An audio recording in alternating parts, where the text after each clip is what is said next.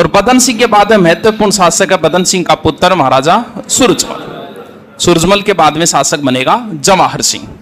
तो महत्वपूर्ण जो जाट शासक है वो है महाराजा सूरजमल। ठीक, बदन सिंह का जो शासन काल है ना, वैसे देखें तो सूरजमल का ही शासन काल। मेन दो पुत्र है बदन सिंह के, एक प्रताप सिंह है और एक सूरजमल है। दोनों के बीच मतभेद न हो इसलिए प्रताप सिंह को जो है वो वेर का क्षेत्र दे दिया गया था। बाद में प्रताप सिंह की मृत्यु हो गई थी, तो फिर मेन कौन बचा? सूरजमल। यानी सूरजमल जब कुंवर है, कुंवर बोलेंगे, जब तक पिता जिंदा है तब तक हम क्या बोलें? कुंवर। जब तक कुंवर सूरजमल है तभी सूरजमल ने कार्य संभाल लिया था, क्योंकि बदन सिंह अंतिम समय में रोग लग गया था आंखों का। लगभग 11 साल तक अंतिम बदन सिंह जो है वो अंधे ही रहे थे। तो फिर राजकार्य यानी पिता के समय और पुत्र ने राजकार्य संभाल लिया। इतिहास में ऐसे कम ही उदाहरण मिलते हैं जब पिता के होते हुए पुत्र को सारी जिम्मेवारी मिल गई। जहां मिल जाती है वहां पुत्र योग्य पुत्र बन जाता है। नहीं तो आपने तो नियम है कि बाप जब तक है बेटन की सुपई को नहीं। अब बेटन पहले की सुपे को नहीं, फिर बेटो जा 30 साल तक बिना अनुभव को नहीं, आप बाद में वो क्या चोगो रहे को नहीं, वो नियम है आपने। जबकि अगर पुत्र को पहले काम सौंप दिया जाए तो योग्य पुत्र। तो जब वो कुंवर है तब उन्होंने अपनी योग्यता साबित कर दी थी। एक तो म्यों पे अटैक करके मेवात क्षेत्र को जीत लिया था। फिर अपने जयपुर में एक युद्ध हुआ था, उत्तराधिकार युद्ध, जय सिंह के पुत्र ईश्वर सिंह और माधो सिंह के बीच। आमेर के समय पढ़ेंगे, नाम सुना होगा कभी, राजमहल का युद्ध सुने डोगे। बगरू का युद्ध किस किस के बीच में? दो भाइयों के बीच में हो, ईश्वर सिंह वर्सेस माधो सिंह के कारण हुए। कुछ पता है? जयपुर पढ़े हो थोड़ा बहुत क्यों? अभी पढ़ाया नहीं आपको, जयपुर पढ़ाएंगे, नेक्स्ट जयपुर पढ़ा देंगे।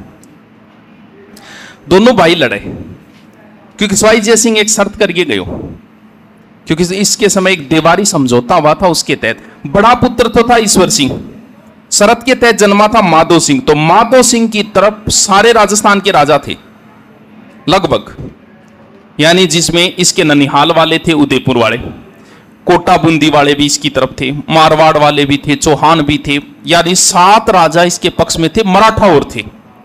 और ईश्वर सिंह इससे घबरा गया था क्योंकि इतनी बड़ी सेना, पूरा राजस्थान एक तरफ हो रहा है। तो ईश्वर सिंह की हेल्प की कुंवर सूरजमल ने, और इस युद्ध में विजय कौन हुआ? ईश्वर सिंह। इस विजय के उपलक्ष्य में ईश्वर सिंह ने क्या बनवाई थी? इस सलाट। यानी पूरे राजस्थान में धीरे धीरे धाक जमनी शुरू हो गई है, योग्यता भी धीरे धीरे साबित हो रही है। किसकी? महाराजा सूरजमल की। अब ज्यादा बात नहीं है, अब बदन सिंह के समय एक दुर्ग बनना शुरू होगा। फेमस दुर्ग है राजस्थान का, कौन सो? लोहागढ़ भरतपुर। या तो पहली गो है जाटांगी गड्डी ही पुराने टाइम में, मैनिंग और टाइम मान लीजिए 1733। तो भले ही तो आप बदन सिंह का नाम ले लो, भले ही आप सूरजमल का नाम ले लो, लगभग ये लिखा मिलेगा कि भरतपुर दुर्ग किसने बनवाया? महाराजा सूरजमल। ओ भी कौन देखेड़ो, डींग कौन देखेड़ा हो तो गुड्डू देखेड़ो, फिर ज्यादा दूरी कोई नहीं आंग पीछे, तो ओ भी कौन देखे होगे थे। बहुत बढ़िया। ये जो दुर्ग है, क्योंकि एक तो पहाड़ी पर तो है नहीं, दुर्ग कौन से अच्छे माने जाएंगे? दुर्गों के भी नियम है कि दुर्ग ऐसा होना चाहिए, इस प्रकार होना चाहिए। जैसे दुर्गों में प्रकार है, सैन्य दुर्ग है, जल दुर्ग है। तो सबसे सुरक्षित दुर्ग वही माने गए जो समतल पहाड़ी के ऊपर हो। तो राजस्थान में क्योंकि बाहरी जब आक्रमणकारी शुरू हो गए थे, तब दुर्ग हम पहाड़ियों पे बनाना शुरू कर दिया ताकि जल्दी से इसको जीत न सके। तो राजस्थान के लगभग आप देखो 70% दुर्ग कहाँ है? पहाड़ियों के ऊपर ही। अब भरतपुर साइड में पहाड़ी है नहीं, तो दुर्ग बनाना पड़ा हमें मैदान में। मैदान में बनाए तो सुरक्षा की व्यवस्था तो करनी पड़ेगी। तो इसके चारों ओर दीवार खींची गई माटी की, ऊंची ऊंची खाई खुदवाई गई, और जो खाई से जो रेत निकली वो चारों ओर बिछाई गई। फिर कई दरवाजे हैं, जिसमें इस साइड में एक दरवाजा लगा है, पूर्वी साइड में जो दरवाजा है अष्ट धातु का, जिसे कभी जवाहर सिंह जो है वो दिल्ली से लेके आएंगे। पूर्वी साइड के आज ही ताला लागेड़ा, जाके देख ख्यास को अष्ट धातु को दरवाजो। फिर एक इसके ऊपर है जवार बुर्ज, जवाहर सिंह शासक है ना, यहां पर जाट राजाओं का होता था राज तिलक।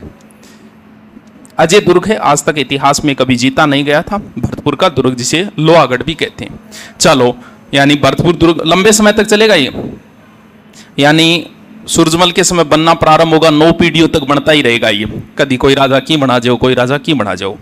भरतपुर दुर्ग एक महत्वपूर्ण दुर्ग है। वैसे देखिए तो महाराजा किसने बनवाया है? सूरजमल ने। अब आप मेन चीज पढ़नी शुरू करा, पढ़ा दो। महाराजा सूरजमल, ये स्थितियां इस समय अलग अलग है परिस्थितियों के अनुसार। इस परिस्थिति में किसी राजा का इतना शक्तिशाली होना बहुत बड़ी बात है। परिस्थितियां कैसी है? एक तरफ तो मुगलों की चालबाजियां, दूसरी तरफ एक्सपर्ट मराठा। जैसे भगवान राम के समय युद्ध करना बड़ा आसान था। क्यों था? क्योंकि दोनों साइड में छल कपट नहीं था। जैसे रावण ने भी कोई छल कपट नहीं किए, राम ने भी नहीं किए। युद्ध जो है वो सही तरीके से और नियम के अनुसार लड़ा जाता था। फिर आओ भगवान कृष्ण के समय, देखो आप कितने छल कपट किए गए, क्योंकि धीरे धीरे छल कपट बढ़ते गए। अब इन परिस्थितियों के बीच में किसी राजा का इतना शक्तिशाली होना बहुत बड़ी बात है। महाराजा सूरजमल को 18वीं सदी का कनिष्क कहा जाता है। मुस्लिम जो राइटर है उन्होंने उसे अंतिम हिंदू सम्राट की पदवी दी है। बुद्धिमता के हिसाब से इन्हें जाटों का प्लेटो या अफलातून, ये ज्यादातर यही पूछी जाए, जाटों का प्लेटा या अफलातून। धीरे धीरे बैर है, डींग के किला बनवा लिया, बैर का किला बनवा लिया, भरतपुर किला बना लिया, और क्षेत्र का धीरे धीरे सूरजमल विस्तार करता जा रहा है। यानी उस समय के शक्तिशाली राजाओं में नाम आना शुरू हो गया सूरजमल का। इस समय भारत में एक बड़ा ही खतरनाक आक्रमण होगा। उस समय सूरजमल कहां के शासक है? इस साइड के। ये क्षेत्र महाराजा सूरजमल का है, जिसमें इधर आ जाएगा कौन सा? मथुरा। हां, आगरा को भी अधिकार कर लिए थे, एक बार आगरा पर भी कर लिया था। मथुरा के आगे आगरा, ठीक है। दिल्ली पे अटैक होगा, किसका? अहमद शाह अब्दाली का। कंधार का बादशाह है, और जैसे ही इधर से रवाना हुआ वो अहमद शाह अब्दाली, और सूचना मिली दिल्ली में कि अहमद शाह अब्दाली को सिंधु नदी पार किए में 12-13 दिन हो गए। इसका मतलब वो दिल्ली के नजदीक पहुंचने वाला ही। जैसे ही दिल्ली में ये सूचना मिली, क्योंकि इससे पहले भारत में नादिर शाह का अटैक हुआ था, और ये नादिर शाह की पुनरावृत्ति होगी भारत में दोबारा। नादिर शाह ने बहुत बड़ा कत्लेआम किया था, तो लोग दिल्ली के डर गए, और डर के लोगों ने जाट राज्य में प्रवेश करना शुरू कर दिया, क्योंकि उस समय का शक्तिशाली राजा सूरजमल है। तो दिल्ली की जनता जो है वो मथुरा आ गई, डर के मारे इस क्षेत्र में घुस गई। सूरजमल ने अहमद शाह अब्दाली ने प्रवेश कर लिया दिल्ली के ऊपर, और दिल्ली में बड़ा खतरनाक कत्लेआम शुरू होगा इसका। अब इसने अपनी एक सेना भेजी है सूरजमल के एक क्षेत्र पर कब्जा करने के लिए, जिसका नाम है वल्लभगढ़। सुनेडो के नाम है। वल्लभगढ़ दुर्ग में सूरजमल का पुत्र था जवाहर सिंह। जवाहर सिंह ने संघर्ष किया, लेकिन बाद में खुद अब्दाली आ गया इस दुर्ग को जीतने के लिए। स्वयं बादशाह का आना बड़ी बात है। जैसे ही अब्दाली आया तो जवाहर सिंह यहां से निकल कर मथुरा साइड से पहले अपनी सेना रखती कि अब्दाली को ब्रज नगरी में प्रवेश नहीं करने देंगे। अब अब्दाली यहां से ब्रज नगरी में प्रवेश करने के लिए जा रहा है, तो जवाहर सिंह के पास मुश्किल से 5-1 हजार जाट थे यहां। तो यहां पर एक बड़ा भयंकर युद्ध हुआ, जिसका नाम था चौमुखा युद्ध।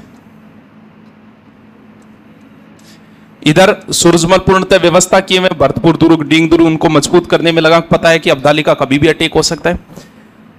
फिल्म देखिए पानीपत फिल्म, पानीपत फिल्म नहीं देखी क्या आपने? जिसका विरोध हुआ था, बाद में इसको हटाया भी गया था, ओलो में इसको लगने ही नहीं दिया था। पानीपत फिल्म में क्या हकीकत है और सूरजमल की क्या हकीकत है? क्योंकि पानीपत फिल्म में सूरजमल की छवि खराब करने की कोशिश की गई थी, अगर आपने देखी होगी तो। और टॉलीवुड जो कोई थी, ये रियल में ही छवि खराब करने में लगा हुआ है। आप पानीपत फिल्म देखना, नहीं देखा है तो यूट्यूब पे भी मिल जाएगी शायद कहीं ना, मैंने यूट्यूब पे ही देखी थी। उस फिल्म में अब्दाली के बारे में ज्यादा कुछ नहीं बताया गया। अब्दाली आता है, पानीपत का युद्ध, सिर्फ अब्दाली के बारे में इतना ही बताया गया। अब्दाली ने यहां कितना कत्लेआम किया था उसका 1% ही बता पाऊंगा मैं, अब करेगा वो कत्लेआम। और उस फिल्म में अब्दाली के एक तरीकों तो ढंगो दिखाई दे, देखिए फिल्म देखना आप। और सूरजमल की छवि खराब करने की कोशिश की गई थी उस फिल्म में, तभी उस पर बैन लगा था। बॉलीवुड पुरानी फिल्म देखिए थे, प्रत्येक फिल्म में अमरीश पुरी ठाकुर बना के छोड़ देता। लोगों के दिमाग में एक ही चीज आ गई कि ठाकुर ऐसे ही होते होंगे, पूरी छवि खराब की उन्होंने। धीरे धीरे आपकी जो है ना माइंड, वो आपका तीसरी चौथी क्लास से ही चेंज करना शुरू कर देते हैं। तीसरी क्लास की किताब में लिखा मिलेगा, मैथ की क्लास में, कि मोहन के पास 10 रुपये हैं, उसने 5 रुपये की चॉकलेट खा ली, अब कितने रुपये बचे। अब आपने तो ये सवाल नॉर्मल देखा, बच्चे ने इसको पढ़ा। अब बच्चे के पास 10 रुपये आएंगे, क्या करेगा वो? चॉकलेट ही खाएगा। तीसरी क्लास से ही हमारा ब्रेन वॉश शुरू हो जाता है। उसकी जगह ऐसा लिखा हो कि मोहन के पास 10 रुपये, 5 रुपये उसने भूखे भिखारी को खाना खिला दिया, अब कितने बचे? कहीं लिखा नहीं मिलेगा आपको। तो शुरू से ही हमारी साइकोलॉजी चेंज कर दी जाती है। ये देखना अब्दाली ने यहां क्या किया। अब्दाली ने अटैक किया, जाट इसका विरोध कर रहे थे, जाट क्षेत्र में प्रवेश नहीं करने देंगे। चौमुखा युद्ध हुआ और उसके बाद में अब्दाली ने अपनी सेना भेजी मथुरा के अंदर, और अब्दाली ने स्पष्ट आदेश दिया कि जितने भी जाट क्षेत्र हैं उन सबको लूटा जाए। अपने अपने दल भेजने शुरू किए और मथुरा के अंदर एक बहुत बड़ा कत्लेआम होगा कृष्ण की नगरी में। पहले कत्लेआम का सिलसिला शुरू और आदेश यह दिया गया प्रत्येक सैनिक को कि तुम जो कुछ लूट के लाओगे वो तुम्हारा ही होगा, थारी मर्जी, जितना लूट के लाओ उतना लूट के लाओ। इसके बाद में अगर आप एक काफिर का सर लेके आओगे तो एक काफिर के सर का अलग से आपको क्या मिलेगा? 5 रुपया मिलेगा। तो मथुरा नगरी में 3 दिन तक चला था एक कत्लेआम। यानी हालत यह थी कि हर झोंपड़ी, जहां साधुओं के नरमुंड पड़े थे, हर झोंपड़ी के आगे लोगों ने इतना धन लूटा या मथुरा नगरी से कि जितने भी लोगों के घर में कोई भी जानवर था, घोड़ा, गधा, ऊंट, वो सारे ले लिए। उन पर सामान लादा गया, बाकी सारा सामान हटा दिया गया, सिर्फ उन पर सोना चांदी लदा हुआ था, वो लादा। उसके बाद में यहां पर बलात्कार का सिलसिला प्रारंभ हुआ। महिलाओं और दासों को पकड़ के उसके ऊपर बिठाया। फिर एक नरमुंड, मान लो किसी सैनिक ने 5 नरमुंड काटे, तो वो 5 नरमुंड लेके और ऊपर रखो, ले जाके वजीर को गिनवाओ कि 5 काट के ले आओ, लिया 25 रुपया। यह सिलसिला यहां मथुरा नगरी के अंदर प्रारंभ हुआ था अहमद शाह अब्दाली, जिसके बारे में 1% भी उस फिल्म में नहीं दिखाया गया। देख लेना आप 1%। फिर उसने कत्लेआम का सिलसिला जो है वो आगरा और मथुरा के बीच में प्रारंभ हुआ। प्रत्येक गांव और शहर को काटा गया, बलात्कार की घटनाएं हुई, बहुत बड़ा कांड हुआ था यहाँ। हालत ये थी, अब्दाली की सेना थोड़ी सी आगे थी आगरा के पास में। यहां मथुरा वृंदावन में कत्लेआम हुआ। इस कत्लेआम का अब्दाली के जाने के बाद में 7 दिन तक यमुना नदी लाल रही थी और उसके बाद 7 दिन तक यमुना नदी रही थी पीली। बस इतना ही बताया गया था पानीपत फिल्म में कि अब्दाली क्यों दोबारा आएगा ना, पानीपत का युद्ध होगा, ये युद्ध से पहले आया है अब्दाली, दोबारा फिर आएगा पानीपत के। उसमें सिर्फ इतना ही बताया कि अब्दाली वापस आ रहा है और पिछली बार तो यमुना नदी 7 दिन तक लाल रही थी, सिर्फ इतना ही शब्द आता है, आप देखना उस पर। जबकि ये लाल इस पर, अब क्या हुआ कि कत्लेआम का ये सिलसिला हुआ। अब यमुना नदी लाल हो गई, धीरे धीरे यमुना नदी के अंदर हेजा फैलना शुरू हो गया और अब्दाली की जो सेना है उसमें हेजा फैल गया। हेजे में सबसे उपकारी चीज होती है इमली। इमली के भाव बढ़ गए, एक शेर इमली के 100 रुपये हो गई थी उस समय। अब अब्दाली की सेना वापस जाना शुरू हो गई क्योंकि सेना मरनी शुरू हो गई धीरे धीरे, और अब्दाली वापस आ गया दिल्ली। दिल्ली से उसने एक व्यक्ति को भेजा, बंगाल का था, जुगल किशोर नाम का, सूरजमल के पास भेजा। कभी पैसे दे, लगभग 1 करोड़ रुपए की मांग की गई थी। तो सूरजमल ने बड़ी बुद्धिमत्ता का परिचय दिया। बोल मैं तो वेट कर रहा हूं भाई, मैं तो मेरी तैयारी पूरी कर रखी भाई, इधर मैंने भरतपुर में तैयारी कर रखी, बैर में पूरी मैं तैयारी कर रखी, तू तो अटैक ही कौन करे, वापस चले गए। और मैं खुद चाह रहा हूं कि तू मेरे पर अटैक कर, ताकि दुनिया देखे कि तू जीत गया तो ठीक है, अगर नहीं जीता तो दुनिया देखेगी कि दिल्ली को जीतने वाला और एक जाट किसान से हार गया। अब्दाली सोचे बात तो सी, अगर हार गया तो। तब इसने संधि का प्रस्ताव भेजा था, 2-3 कुछ चीजें देके, गिफ्ट देके संधि का प्रस्ताव और एक उपाधि देके भेजे, ब्रजेंद्र ब्रिजराज सवाई। ये किसकी उपाधि? आप जब भी नाम देखोगे कई जगह सूरजमल का नाम ऐसे लिखा मिलेगा, ब्रजेंद्र ब्रिजराज सवाई महाराजा सूरजमल। अब वापस रवाना शुरू हो गए अब्दाली, निकलना किधर? अपनी क्षेत्र की ओर। अब देखो कितना दल लूट के ले गया था अब्दाली, बताओ। फिल्म में नहीं दिखाया गया, 1% भी नहीं दिखाए गए। 26,000 तो इसके पास घोड़े, गधे और हाथियों के ऊपर सामान लदा हुआ था। 80,000 सैनिकों के घोड़ों के ऊपर सामान लदा हुआ था। और सामान में सिर्फ क्या सोना चांदी रखा है, बाकी काम की चीजें फेंक दी गई है। सैनिक इसके खुद पैदल चल रहे थे, घोड़ता पर तो सामान लाद दियो, कुछ महिला वगैरह गिरफ्तार करेड़ी है, कुछ दास करेड़ा है, सैनिक खुद चल रहे थे, क्या पैदल चल रहे थे। 200 ऊंटों के ऊपर वो सामान था, मोहम्मद शाह की विधवा से विवाह किया था इसने, बिलो दहेज और 200 ऊंटांगों पर। अब्दाली जो तोप लेके आया था ना, उन तोपों को यहीं छोड़ दिया, क्योंकि तोप अगर ले जाए वापस तो ऊंट घोड़ा गतियां बांध के ले जाना पड़ेगा, तोप तो घिस के ले जाना पड़ेगा। वो तोप यहीं छोड़ के चला गया, तो तोप बाद में देखा सोनो चांदी ओ गालो एक बार, वो तोप यहां छोड़ के चला गया था। जो तोप महाराजा सूरजमल कहां लेके आ गए थे, भरतपुर में ले आए थे वो तोप। ये अब्दाली की उस समय की लूट है। ये तो है अब्दाली की, ये चौथा आक्रमण था वैसे अब्दाली का। अब दोबारा अब्दाली फिर आएगा और एक भयंकर युद्ध फिर होगा, जिसका नाम है पानीपत का युद्ध। चलो जिक्र करते हैं। इतिहास की जो फिल्में है ना, थोड़ी बहुत देखा करो, क्योंकि इसमें इतिहास की कुछ ना कुछ जानकारियां तो मिले ही मिलेगी कि उस समय लड़ते कैसे थे। अब आप सोचो, अब्दाली उधर से आए, घोड़िया गदिया ऊंट तोप, 5 तो नदियां पार करके आए वो भी। नदी को पार कैसे किया होगा, सारो सिस्टम होया कर तो वाहन वन पार कर गया। आप देखो फिल्म में तोप वगैरह तो दिखाते हैं उसको, नदी बोलो इस नदी को पार करो, इस प्रकार से दिखाया गया उसमें। अब दोबारा अब्दाली का अटैक होगा, और उस अटैक को रोकने के लिए महाराष्ट्र से चलेंगे कौन है, मराठा। किसके नेतृत्व में, सदाशिवराव भाऊ।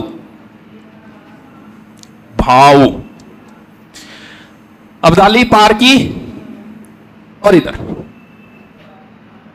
इधर से मराठा रवाना होंगे और फिर प्रवेश करेंगे भरतपुर के सूरजमल के पास। फिल्म में क्या दिखाया गया था, जिसका विरोध हुआ उसको बता रहा हूं।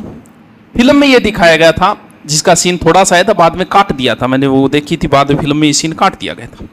महाराजा सूरजमल फिल्म में ये कह रहे हैं कि मैं तुम्हारी सहायता तब करूंगा तब आगरा अगर मुझे दो। जबकि महाराजा सूरजमल में इतनी योग्यता थी कि वो आगरा को जीत सकते थे। 1761 में पानीपत के बाद में महाराजा सूरजमल ने आगरा को जीत लिया था। इतना दिखाया और सूरजमल हट गई। इस वजह से उस फिल्म का विरोध हुआ कि सूरजमल ने ऐसी कोई शर्त नहीं रखी थी। यहां सूरजमल ने क्या शर्त रखी, मराठों के बाद में महाराजा सूरजमल मराठों के साथ दिल्ली आ गए। यहीं पर युद्ध की योजना बन रही कि आगे मराठा कहां लड़ेंगे, कहां युद्ध होगा, अब्दाली के साथ में। तो महाराजा सूरजमल ने कुछ प्रस्ताव रखे उनके साथ, कुछ शर्तें मान लो, प्रस्ताव मान लो कि देखो इस क्षेत्र के बारे में मैं ज्यादा जानू, बात भी जायज है, मराठा थोड़ी जानते इस क्षेत्र के बारे में, ये क्षेत्र तो महाराजा सूरजमल का है, तो नेतृत्व जो है वो मुझे दिया जाए, यानी नेतृत्व भरतपुर को दिया जाए या फिर इसका सेनापति मुझे बना दिया जाए। पहली सर जायज शर्त है कि भी क्षेत्र के बारे में जानकारी नहीं, ज्यादा नॉलेज है। दूसरी, आप अपने साथ औरतों को ले आए हो, इतनी बड़ी लड़ाई होने वाली है। इसमें सदाशिवराव भाऊ की पत्नी को दिखाया गया फिल्म में, पार्वती। आप उन्हें डेंग के महलों में छोड़ दीजिए, युद्ध होगा तो वो सुरक्षित वहां रहेगी मेरे यहां, ठीक है।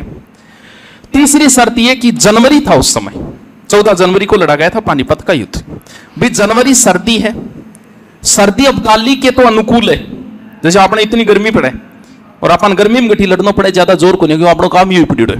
और मान लो कोई सर्दी और आदमी आगे, वो गर्मी में कितनी देर लड़ देखो, बोल देखो बिंग लिए तो स्थिति अनुकूल है, लेकिन थारे लिए अनुकूल को नहीं है, क्योंकि अब जनवरी थोड़ा सा युद्ध नहीं किए करके थोड़ा आगे खिसकाओ और मार्च अप्रैल तक ले चलो युद्ध ने, ताकि युद्ध ढंगू लड़ियो जा सके। तीनों शर्तों पर ही सदाशिवराव भाऊ ने ध्यान नहीं दिया तो ये एक प्रकार से महाराजा का अपमान है। तो महाराजा युद्ध भूमि से वापस हट गए और भरतपुर में आके परिणाम की प्रतीक्षा करने लग गए। कहां है सूरजमल अब? भरतपुर में। चलो, अब मराठों की हालत ये की थी कि खाने पड़े, यानी मराठा जो है पानीपत के मैदान में भूखे ही लड़े थे, यानी 2-3 दिन से उन्होंने खाना ही नहीं खाया, क्योंकि खाने की व्यवस्था ही नहीं हो पाई इनके लिए। अब पानीपत का युद्ध हुआ। पानीपत कहां पड़ता है? हरियाणा। कब हुआ? 14 जनवरी 1700।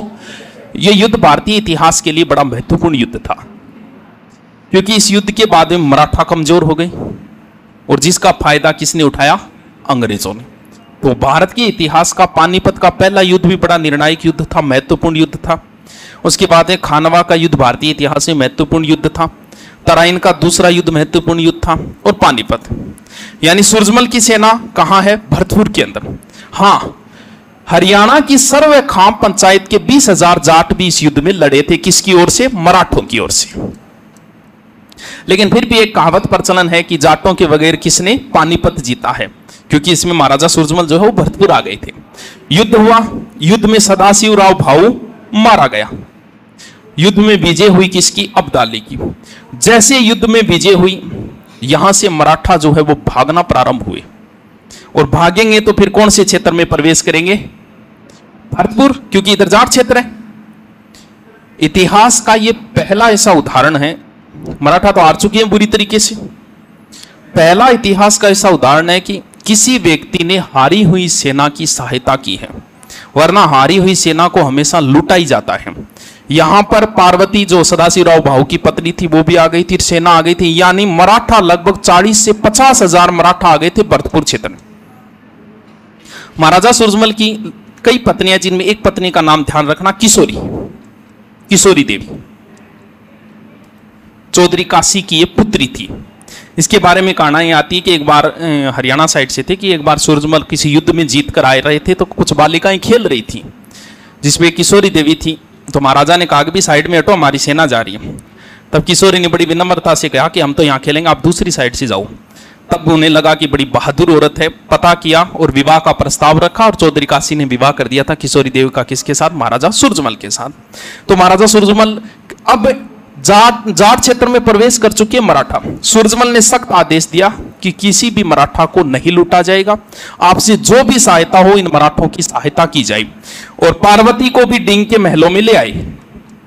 पार्वती का भी स्वागत है, ये हारे हुए की पत्नी है पार्वती।